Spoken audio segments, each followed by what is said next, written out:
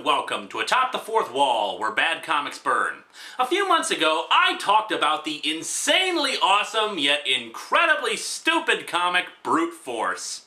For those coming in late, Brute Force was an attempt by Marvel to create a franchise that a toy company would immediately buy up and produce action figures for, thus gaining more profits than from their other toy licensed series. I can't help but think the problem that stopped the plan from working was actually the timing. This series came out in 1990. If this had come out 5 years earlier, I wouldn't be surprised if there was a retro movement to bring Brute Force back into the public eye like Transformers, G.I. Joe, and any other 80s franchises have had. Then again, as I said the last time I reviewed it, the name probably doesn't have any staying power. Brute Force is just so generic. Why not something like, I don't know, Metallimals or something? In any case, the plan failed, and sadly, all we have are 4 issues of Brute Force to let this forgotten marvel of insanely stupid, yet epically awesome idea to live on. In the first issue, hippie scientist Dr. Pierce had his research into equipping wild animals with machine guns and spikes interrupted by mercenaries dressed as fast food clowns. It was a sadly futile effort by Ronald McDonald to try to make us all forget that the Arch Deluxe ever existed. On the infallible logic of why the hell not, Dr. Pierce equipped the rest of his test animals with cybernetic armor and weapons that enhanced their intelligence so that they could stop an evil corporation from clearing rainforest for grazing land. And in the process ended up doing just as much damage to the rainforest, once again proving that science is unintentionally its own worst enemy. In the aftermath of the group's attack, Dr. Pierce discovered that the evil corporation responsible for all of this was, in fact, the same corporation his research group received funding from. This, of course, begs the question of why the parent company felt it needed to steal its own property, but then again, this is a story where enhanced intelligence gives an eagle laser eyes. So let's dig into Brute Force number 2 and continue the fun!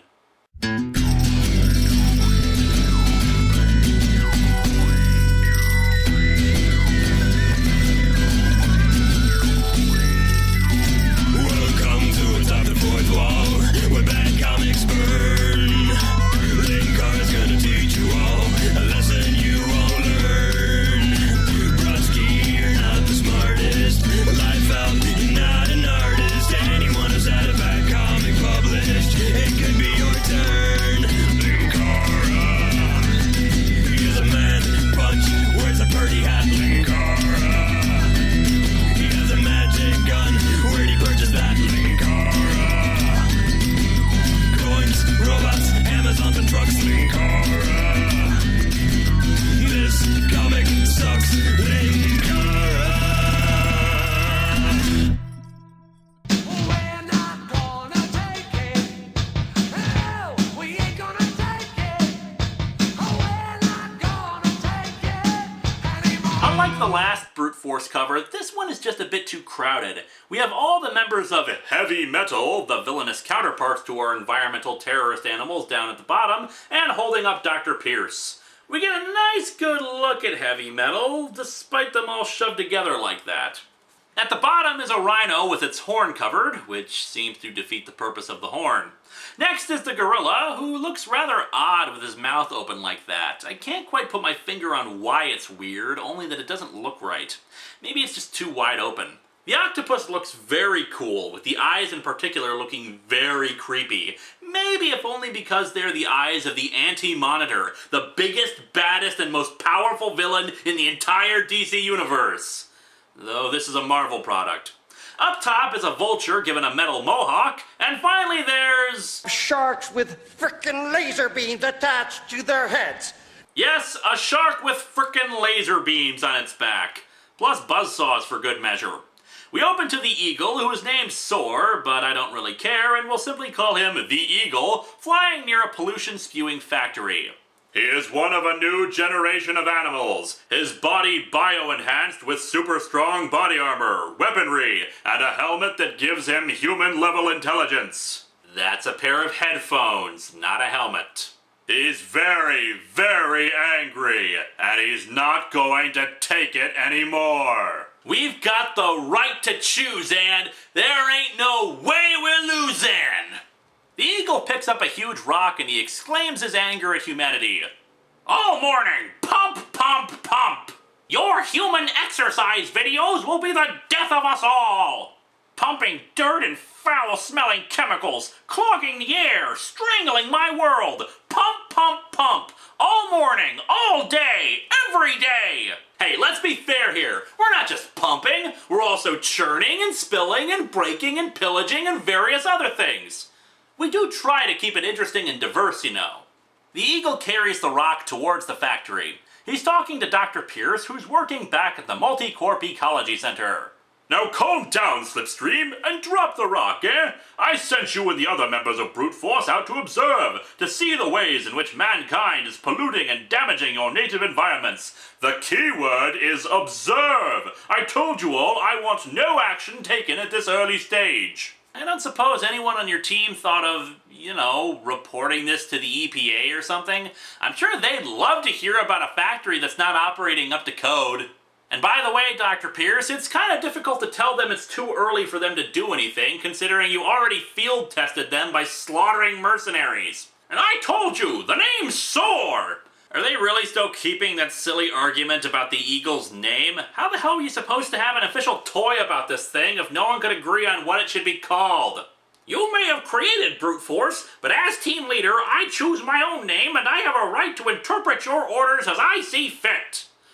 So, in your view, observe and do nothing can be reinterpreted as rocks fall, everybody dies. I was worried about this. The eagle's own highly independent personality is coming to the fore. How can I trust him not to go too far? I created Brute Force to be my unwitting slaves. How dare they use the intelligence I bestowed upon them for free and independent thought? Pierce orders the eagle to drop the rock, which he kindly does right into a smokestack. This one smokestack being blocked immediately causes all of the smoke to come billowing into the factory and forcing all the poor innocent people working there just trying to make ends meet to come running out coughing. Ha! Our heroes are environmental terrorists. Pierce tells the eagle that he hasn't decided on a team leader, then silently thinks that maybe this was a bad idea. Nah, really? Bioenhanced animals to protect the world from ecological catastrophe sounds like a bad sci-fi movie. Way to undermine the entire concept of the series in only the second issue, Marvel. He checks up on Robo-Bear, who's playing with some bear cubs after he scared away some loggers. He's irritated by his distraction by the bear cubs instead of checking on how the animals have been affected by the logging, and then decides to look into the lion, who's about ready to attack some, what I think are supposed to be sheep. Truly, Dr. Pierce has brought good into the world with his cybernetic abominations. Next up is the kangaroo, who's looking into an illegal dump. I don't quite know why anyone would bother with an illegal dump when there are plenty of perfectly legal dumps that have more than enough room for the garbage they're throwing away, and I keep forgetting. Pretty much every human who isn't the main character in this sort of story is, well, evil. This countryside, it's rad, like totally crucial. Totally crucial to the squirrels, maybe. And you're dumping this garbage just anywhere, right in the middle of it. Uncool. Because if there's anything that was considered cool by the sunglasses-wearing surfer dude mindset, it was stopping pollution. Dude, I just figured out the best way to stop pollution! By shooting it with guns! Dr. Pierce gets a call from a man named Charlie Sutton, who has one of the most hideous hairstyles in comics I've ever seen. He tells Dr. Pierce about an oil tanker in the Gulf of Mexico that has sent out a distress signal. If your little band of animals really are up and running, I may have a job for them. Wait, is Brute Force's existence common knowledge? Or are they now just the scientific world's band of mercenaries? The dolphin, of course, is conveniently close and heads out to the tanker, which is under attack by heavy metal. Cyber Gorilla is apparently wielding Thor's hammer wrapped in a mace, since his blows to the deck cause a couple of guys to get electrocuted. The octopus and rhino are just causing random havoc, and the shark is going after another guy, and they're all talking to each other. Really, I have to start scratching my head, though, about what's happening here and this entire concept. The animals on Pierce's team are basically unchecked in their emotional development. which is understandable. Intelligence was just thrust upon them. You wouldn't expect them to act like sophisticated human beings that have had time to develop their intellects and sentience. It consequently explains why they're at least willing to work for good, since instinctively they'll know that destruction to the environments they live in are a threat to them. But why are the members of heavy metal acting with sadism, enjoying causing terror and destruction? The gorilla says he's having more fun with live targets than in training sessions, and the octopus is focused on its task, even calling the rhino an idiot for not spotting which door it needs to attack. It's assigning human ethics and characteristics onto animals that otherwise don't possess them. A shark is no more evil than any other creature.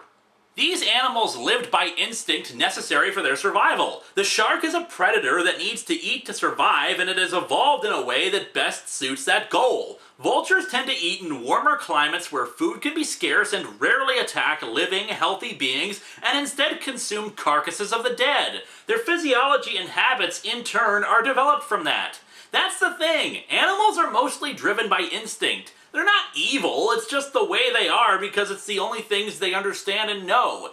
And yet the vulture almost lets a guy shoot the gorilla from behind because a sneaky attack from behind. I admire that in a man. The vulture likes cowardly fight tactics because it preys on the weak and the dead, a negative characteristic that is an invention of humans. It doesn't make any sense. So why are these animals evil? Hell, it's especially odd for the gorilla, which is arguably the most intelligent of the animals in heavy metal, to be acting like an enraged brute. Anyway, the cyber gorilla throws the shark into the water, where it's attacked by the dolphin. Dolphin and shark, born enemies, locked in an age-old struggle. No, they're really not. Under normal circumstances, the shark would flee, the dolphin claiming the waters as its own. That completely contradicts the very last sentence where you said they were born enemies, since being enemies would suggest that they would battle it out for that territory instead of running away. Suddenly an electromagnet comes down and grabs the shark. Why doesn't it grab the dolphin too? Because, well, magnets, you know? How do they work? Turns out that he was taken by the goofy-looking plane that heavy metal uses as its transport, which, strangely enough, looks like Scorponok from Transformers. That perception isn't helped by the scorpion claws, the color scheme, or the fact that the writer of this comic is Simon Furman, who is one of the writers of Marvel's Transformers series. The dolphin makes it to shore, but because of the damage to its communication systems, it's forced to go into town and use a payphone to call Dr. Pierce. For the record, this plot point has nothing to do with anything, it's just there for not funny one-panel antics.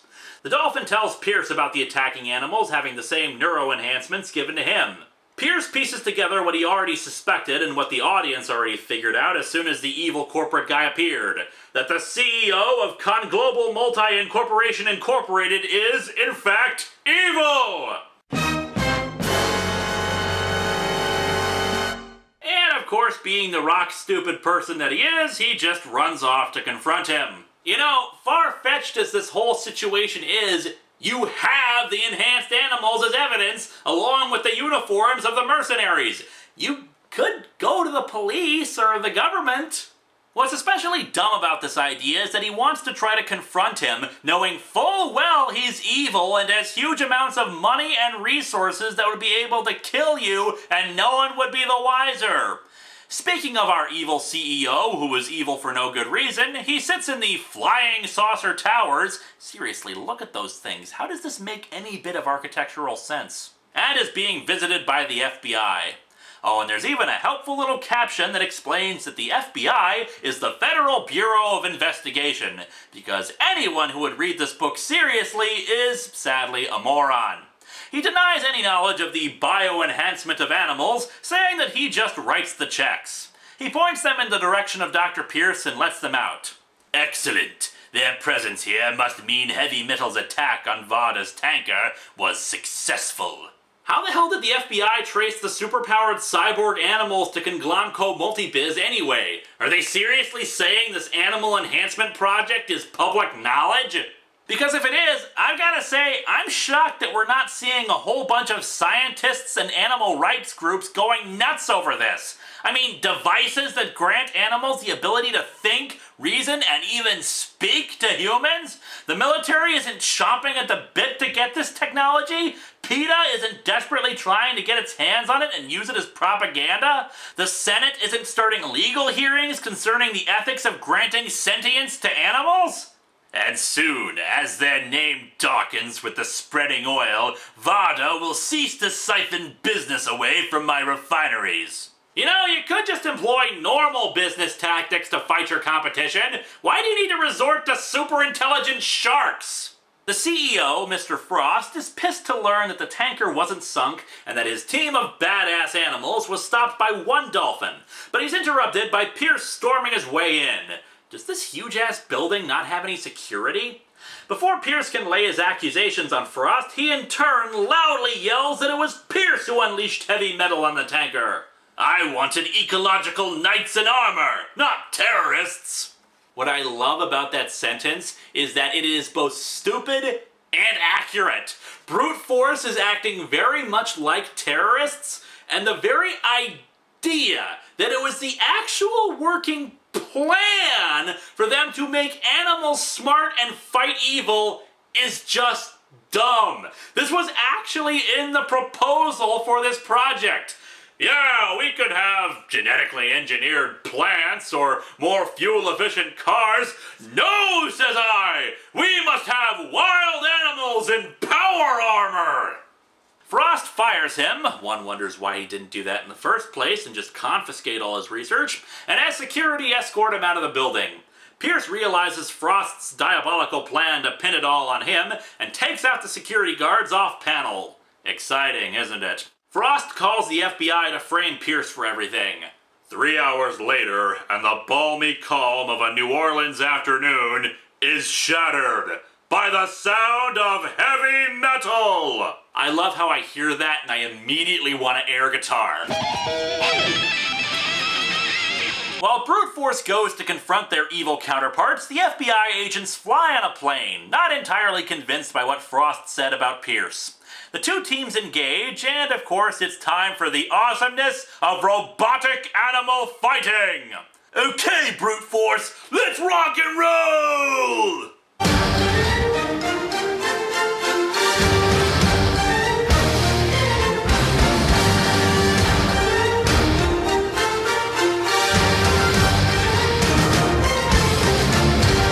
Do you see this kind of action on Captain Planet? No, I dare say! Although you do see handlebar mustache Hitler, who has the power of such extreme hate that he repels Captain Planet, but I'm still calling this for the cyborg animals. Anyway, Pierce heads down and confronts the gorilla head-on, suddenly slapping a metal disc onto its chest. The device immediately immobilizes the gorilla. Before brute force can continue, Heavy Metal gets orders to retreat and runs off. And so our comic ends with the FBI flying in, telling Pierce that he's under arrest for attempted piracy. Will Dr. Pierce make it out this time? Tune in for the next time I feel like reviewing brute force. This comic is still absolutely moronic, maybe even more so than the first issue. The first one at least had the job of setting up the situation so it could be forgiven on some aspects, but the concept is still absolutely stupid, with forced dialogue and really cartoonish characters, and the only redeeming factor is the fight at the end, which even then is ruined by Pierce just hopping down and slapping a stupid little disc on our beloved cyber gorilla to disable him without a fight. Bottom line, this series remains bad, but gloriously bad. It really is a guilty pleasure. I just wish we had seen better action out of the second outing.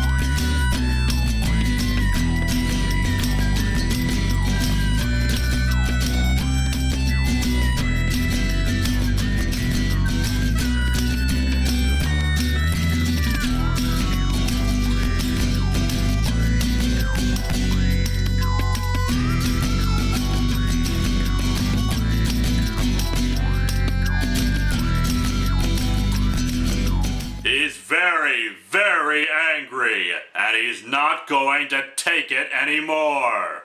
I'm as mad as hell, and I'm not gonna take this anymore!